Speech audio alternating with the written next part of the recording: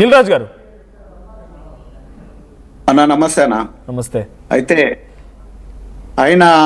ఆయనకైనా తమిళనాడు విజయ్ గారితో పోల్చుకున్నాడంటే చాలా తక్కువగా పోల్చుకున్నాడు అనిపిస్తుంది. ఆయన పోల్చుకునేది ఏంటంటే మోడీ గారితోని రాహుల్ గాంధీ గారితోని పోల్చుకుంటే ఇంకా బాగుండేదేమో అనుకుంటా. సో నిజానికి దురాశ దుఃఖానికి చేటన్నట్టులే ఆయన తవ్వుకున్న గోతిలోనే ఆయన పడ్డాడు. ఏమో చెప్పలేం, అట్లాంటి ఊహల్లో ఉండి మరి సింహము గాయపడ్డ సింహము మళ్ళీ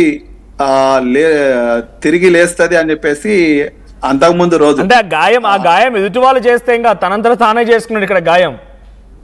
అవునవును, ఆ గాయం అది కూడా అదేం గాయం గాని. సో ఇదంతా పెద్ద డ్రామా అని చెప్పేసి అందరికి అర్థమైపోయింది. ఇది ఇప్పుడే కాదు, నేను గతంలో 2021లో కూడా నేను ఈ డ్రామాని మొత్తం తెర మీదకి తీసుకొచ్చిన. కాకుంటే అప్పుడు నాకు ఇంత సపోర్ట్, మీడియా సపోర్ట్ లేక నేను అది ఇంకా బట్టబయలు కాలేదు. కానీ అయ్యగారి మీద పెడితే నా మీద విజయనగరంలో ఒక ఫేక్ కేసు 3వ భార్యతో కేసు పెట్టించడం జరిగింది. అక్కడ కూడా జస్ట్ ఆ పోలీస్ స్టేషన్ నుండి కేసు రాలేదు, ఒక ఫోన్ రాలేదు, ఏమి రాలేదు. కానీ ఎఫ్ఐఆర్ లో నీల్ రాజ్ అనే పేరు మాత్రం చూపించి మరి ఆమె ఎన్జిఓ కాబట్టి అక్కడ పేరున్నది ఆ అమ్మాయికి. సో అలా నన్ను భయపెట్టియాలి, గొంతు నొక్కాలని చూశారు. చివరికి వాళ్ళ నాన్నగారు కూడా రే నీల్ రాజు నువ్వేమనుకుంటున్నావు, రారా, నువ్వు కడపలో గంటలు వచ్చేస్తావు, నువ్వు జైల్లో ఊసల్లో లెక్క పెడతావు అని చెప్పేసి కూడా వార్నింగ్లు ఇచ్చిండు ఆయన. సో ఇప్పుడు ఈ 4 సంవత్సరాల తర్వాత, ఓపిక పట్టిన 4-5 సంవత్సరాల తర్వాత ఇలాంటి పుట్టగొడుగులా పుట్టుకొచ్చే వాళ్ళు చాలా మంది ఊహలు. ఇక్కడ క్వశ్చన్ ఏంటంటే, ఇప్పుడు ఒక్క వ్యక్తి అయితే ఇంతలా చేయలేడు. ఆయన స్కెచ్ వేసుకోవడం, రాష్ట్ర వ్యాప్తంగా ఆందోళనలు చేయడము, పాదయాత్రలు చేయడం, తనకు సంబంధించి వీడియోలు వైరల్ చేయాలను, ఆసుపత్రి బెడ్ పై పడుకున్న సమయంలో తనని ఒక పెద్ద నాయకుడిగా బయట అభినయ్ కోసం నిరాహార దీక్ష, అభినయ్ కోసం బయట బలవన్మరణాలు, అభినయ్ కోసం చచ్చిపోతాం నినాదాలు, ఇంతలా ఒక్క వ్యక్తి అనేది సాధ్యం కాదు. ఎంత ఒక టీం ఉంటుంది, ఒక పెద్ద గూడు పుటాని ఉంటుంది. ఎవరుంటారు ఆయన వెనకాల ఇంత పెద్ద స్కెచ్ వేయడానికి? ఆయన వెనకాల ఇక నేనైతే అనుకోవట్లేదు. ఆయన అయితే పాస్టర్ కాదు. ఆయన అసలు ఇక మొన్న ఎస్పీ గారు కూడా చెప్పారంట, ఆయన యాక్టర్, పాస్టర్ కూడా కాదని చెప్పేసి నిన్న కూడా మనం మాట్లాడుకున్నాము. ఆయన వెనకాల ఉన్నదంతా ఈ తాగుబోతు బ్యాచ్ 14-15 సంవత్సరాల పిల్లలే ఉన్నారంట. మరి వాళ్ళు తప్ప ఇంకెవరు లేరు. మరి ఊహించుకున్నది అనుకున్నంత అయితే సినిమా అయితే లేదు, నేను చూసినంతలో అయితే. అంత గొడవలు చేసి ఇంకోటి మాత్రం లేదని నేను అనుకుంటున్నా. అంటే ఏ ధైర్యం మరి ఇంత ఆందోళన చేయాలి? ఆసుపత్రి బెడ్ పైన పడుకుంటే అదే సినిమాలో ఉంటుంది. జనరల్గా పొలిటికల్ సినిమాల్లో, రాజకీయ ఉన్నటువంటి సినిమాలలో ఆ నాయకుడు అక్కడ పడుకుంటే బయట ఆసుపత్రి బయట పెద్ద ఎత్తున జనాలు ఉంటే చేతులకు కాళ్ళకి పట్లు పెట్టుకొని వచ్చి ఒక్కసారి నమస్తే పెట్టిపోతా ఉంటారు ఆ సినిమాలలో. అభినయ్ ఆ స్థాయిలో ఎక్స్పెక్ట్ చేసిండు, అదంతా ఆ స్థాయిలో ఎక్స్పెక్ట్ చేసి ఆ స్థాయిలో స్కెచ్ గీసిండు. ఇదంతా ఎగ్జిక్యూట్ చేయాలంటే ఒక్కడితో అయితే కాదు. ఉన్నారు మీరు అన్నట్టయితే కొంతమంది, ఇప్పుడు గూడుపుట అని అన్నారు కదా, అట్లాంటి సమాజంలో కొంతమంది పాస్టర్ ముద్ర వేసుకుంటే ఏంటంటే, ఒక పాస్టర్ మాట చెప్తే ఒక 100 మందో 20 మందో, ఇప్పుడు సోషల్ మీడియా రాగానే ప్రతి ఒక్కరు ఫోన్ పట్టుకొని ముందు 100 మందిని జమ చేసుకొని వాళ్ళకు ఎమోషనల్ బ్లాక్ మెయిల్స్, కొన్ని మాటలు మాట్లాడి నేను ఇది పోరాటం చేయబోతున్నా, మన మీదికి ఉపద్రవం రాబోతుంది అని కొందరిని రెచ్చగొట్టే ప్రసంగాలు చేసి వాళ్ళని వాట్సాప్లలో నెంబర్లు ఇచ్చుకొని వాళ్ళని ఒక గ్రూప్ గా తయారు చేసుకొని అక్కడక్కడ వీళ్ళు కూడా సాక్ష్యం లేని సంఘము, చర్చిలు కూడా ఉండే వీళ్ళకు. పాస్టరే కాదు కానీ పేరుకు మాత్రం రెవరెండ్, డాక్టరు, బిషప్ ఇవన్నీ పేర్లు పెట్టుకుంటారు.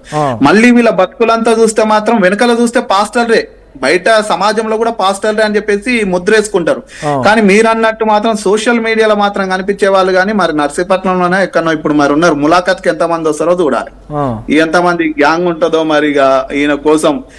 మరి ఎన్ని కడపలో గానీ మరి ఇక్కడ ఎన్ని మరణాలు జరిగినాయో, ఆత్మహత్య దాడులా ఏం జరిగినాయో చూసుకోవాలి వాళ్ళకి. ఈయన మా అయ్యగారు, మా నాయకుడు, సీఎం క్యాండిడేట్ లోపల ఉన్నాడని చెప్పేసి ఎంతమంది ఇప్పుడు గుండెపోటుతో వచ్చిందో అని. పోలీస్ స్టేషన్ ఉన్నారు ఇప్పుడు ఆయన.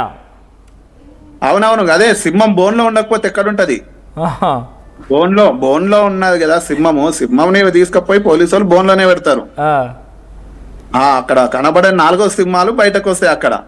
ఓకే యశోద్ గారు, మీరేం చెప్తారు? అంటే పెద్ద స్కెచ్ గీస్తున్నారు, చిన్న విషయం అయితే ఏం కాదు. ఎందుకంటే ఇది మొత్తం పోలీసుల ఎదుట కన్ఫ్యూజ్ చేశారంట. ఆయన పోలీసుల విచారణలో కొంత బయటపడ్డదంట.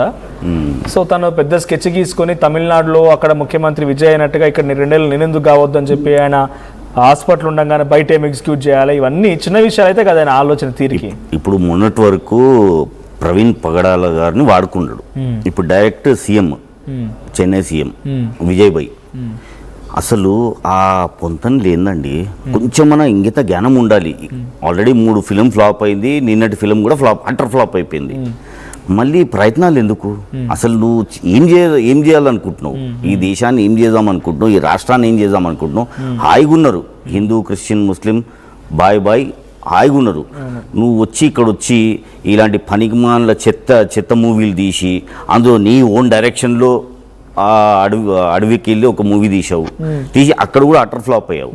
మళ్ళీ అక్కడ నాకు తెలిసి షాక్ ట్రీట్మెంట్ ఇచ్చిన తర్వాత ఏదో చెప్పినట్టున్నాడు. అక్కడ ఏదో షాక్ ట్రీట్మెంట్ ఇచ్చినట్టున్నారు, పోలీస్ స్టైల్లో అడిగినట్టున్నారు.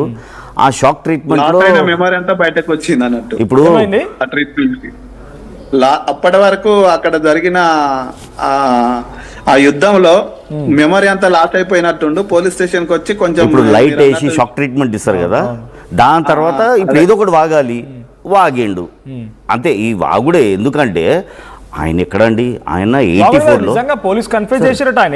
ఇప్పుడు 1984లో అని చెప్పి ఆయన ఎగ్జిక్యూషన్ మొదలు పెట్టిండంట. విజయ్ భాయ్ ఎవరు చాలా సీనియర్ దేంట్లో మూవీలో. 84లోనే ఆయన మూవీ స్టార్ట్ చేసిండు. 84 అంటే ఏంది, నేను బచ్చగాన్ని, ఈయన అప్పుడే పాలు తాగిండు. అలాంటోడు ఇన్ని సంవత్సరాలు ఆయనకు ఎక్స్పీరియన్స్ కానివ్వండి, పెద్ద పెద్దలతో తిరగడం కానివ్వండి, ప్రతి మూవీ హిట్ మూవీ. ఈయనలాగా ఫ్లాప్ మూవీలు చేయలేదు ఆయన. Flop movie, Hutter flop movie, ఇలాంటి స్టంట్లు వేయలేదు ఆయన. ఇలాంటి పనికిమాలిన స్టంట్లు వేసి జనాలను మోసం చేసి జనాలతో డబ్బులు లాక్కొని సీఎం కాలేదు ఆయన. ఆయన న్యాయంగా గుడికి వెళ్ళిండు, చర్చికి కూడా వెళ్ళిండు, దర్గాకి వెళ్ళిండు, మస్జిద్లకు వెళ్ళిండు. ప్రతి జాగాలో ప్రతి వాళ్ళని మన దేశానికి ఉన్న విలువల్ని కాపాడుతూ, వాళ్ళ విలువలను కాపాడుతూ ఆయన ఏంది నీలాగా డ్రామాలు వేసి సీఎం కాలేదు ఆయన.